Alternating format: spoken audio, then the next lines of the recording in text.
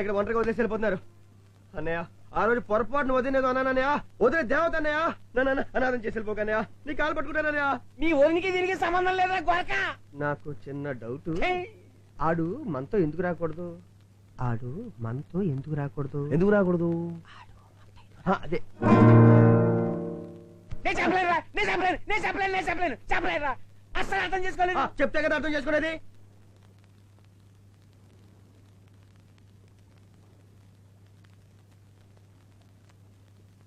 అదా అదేదో అటేడు. కిష్కింద బాబాత్రి, బలబాత్రి గుల్గోత్రి, గుల్గోత్రి మామాస్త్రి, మామాస్త్రి బలబాస్త్రి. ఓ అంతేనా? ముందే చెప్పి సావచ్చుగా. కిష్కింద విలువాత్రి, విలువాత్రి కలుగోత్రి, కలుగోత్రి మామాస్త్రి. వీడికి ఏదో మెంటలు ఎక్కేసినట్టు ఉంది. ఈడు బట్టలు ఈడే చింపేస్తున్నాడు, రోడ్ల మీద పడి తిరిగేస్తున్నాడు. ఏదో రాజకీయాలకు పిచ్చేయడు అని. ఏం లేదంటున్నానా? ఏమీ లేకపోతే నానిగడ అక్కడ భయపడుతుంటే ఎందుకు తీసుకురాలేదు? చెప్పండి, ఎందుకు తీసుకురాలేదు?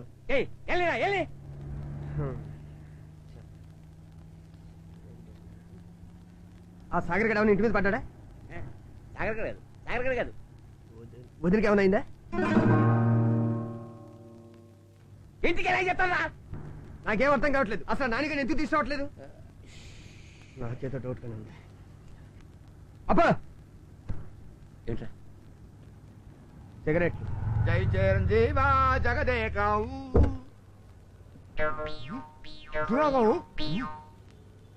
సత్య సార్. రా. నేను చేపల కృష్ణ ఇంటికి వెళ్తున్నాను. స్టేషన్ ఫోన్ చేసి పోలీసులు వెంటనే అక్కడ రమ్మని చెప్పు. అలాగే సార్.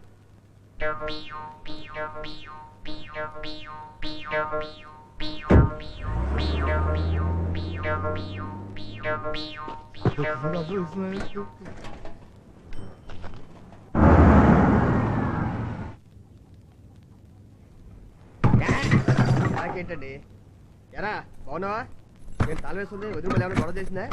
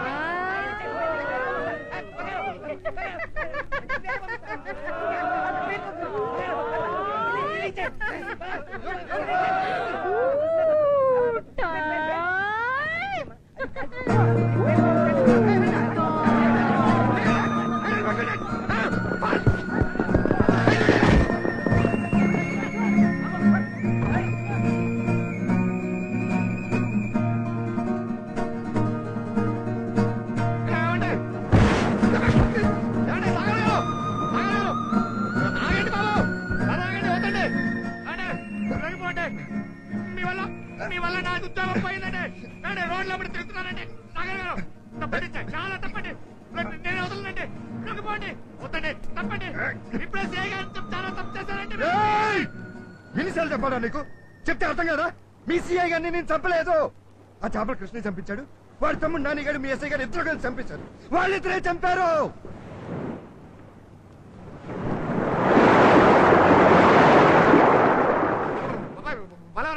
నమ్మనండి. నేను ఏంటారు నమ్మేది?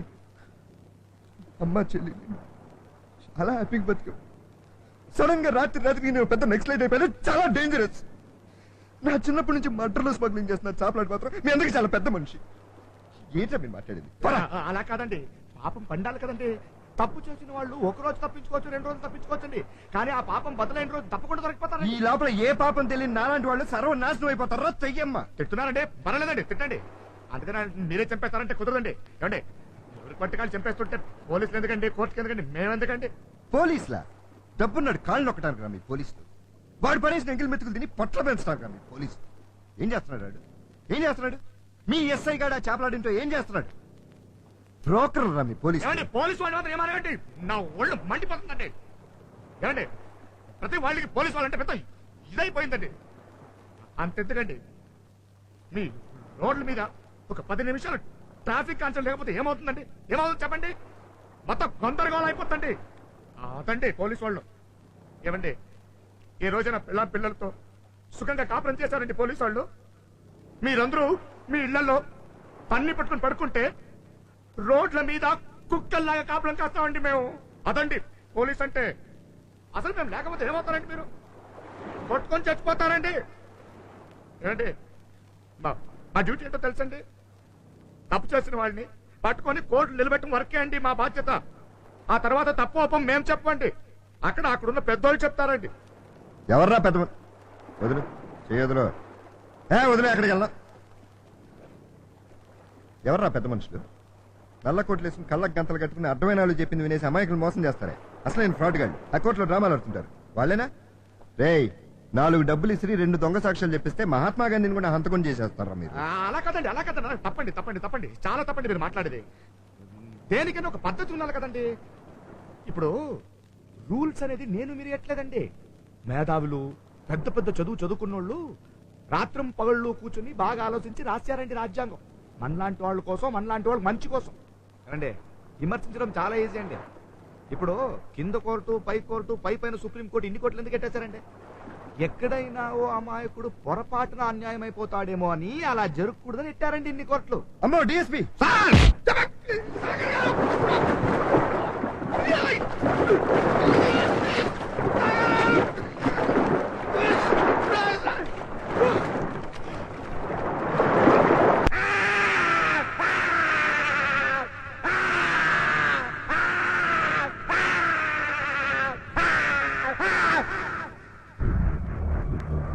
ఆ బంగారం పీక మీద కత్తి పెట్టాడు.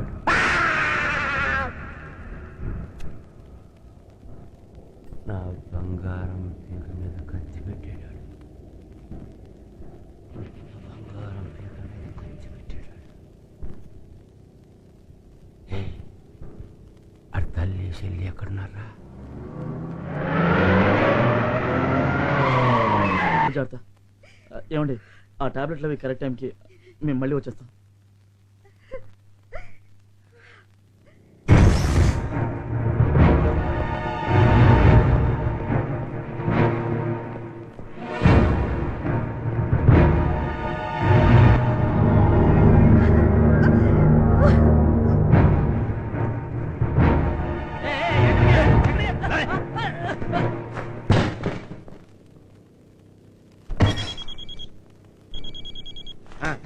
సాగర్ ఏంట్రా చేపలు?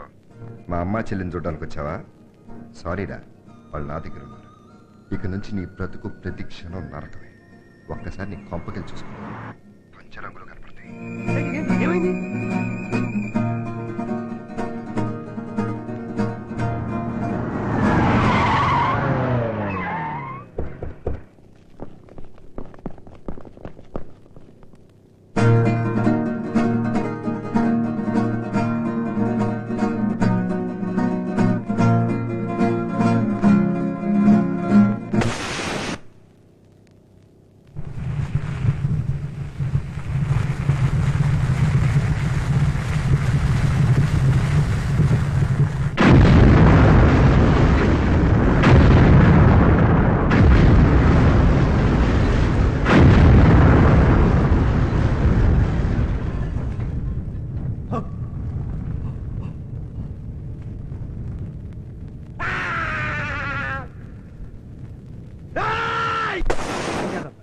ఆల్రెడీ నువ్వు తప్పించుకుని తప్పు చేసావు.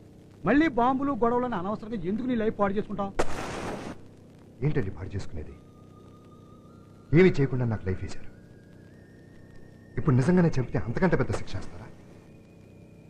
ఒకరిని చంపినా 100 మందిని చంపినా పడే శిక్ష ఒకటే. ఆ చేపల కృష్ణ వాడి బ్యాచ్ని మాత్రం వదలను.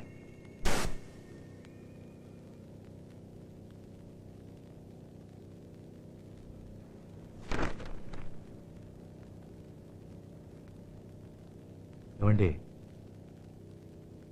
మన కీర్తిశేషులు సిఐ గారు చంపబడిన రోజు మన ఎస్ఐ కృష్ణరాజు గారు ఎన్కౌంటర్ ఏమైనా చేశారండి? లేదే. మరి ఎన్కౌంటర్ అని 4 బుల్లెట్లు లెక్క రాశారేంటండి?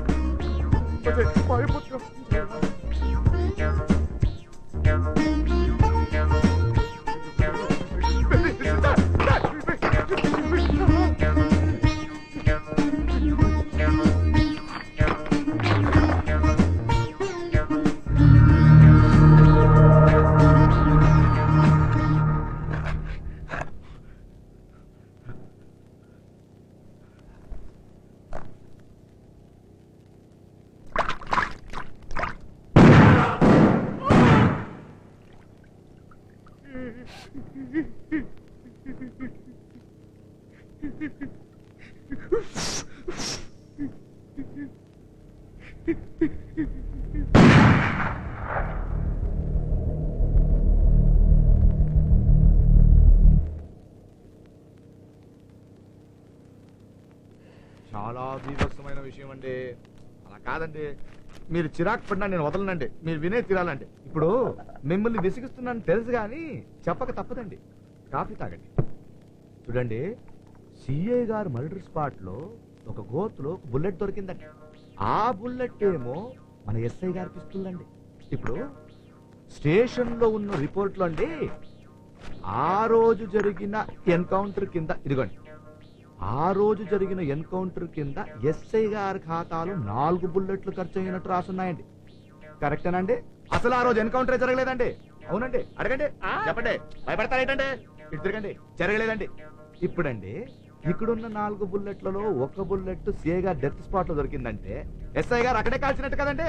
ఏమండి? ఇప్పుడండి సిఐ గారు మర్డర్ జరిగిందంటే ఎన్కౌంటర్ జరిగిందండి? మీరే చెప్పండి. అసలు ఏం జరిగినా మిగతా 3 బుల్లెట్లు ఏమైనట్టండి? ఇవన్నీ చూస్తుంటే అండి సిఐ గారి మర్డర్ లో చాలా తిరకాసులు ఉన్నట్టున్నాయండి. అదీగాకండి ఎస్ఐ గారేమో చాపల కృష్ణయ్య గారితో చాలా ఫ్రెండ్షిప్ గా తిరుగుతున్నారండి. సాగర్ గారేమో చాపల కృష్ణ గారి తమ్ముడిని మన ఎస్ఐ గారిని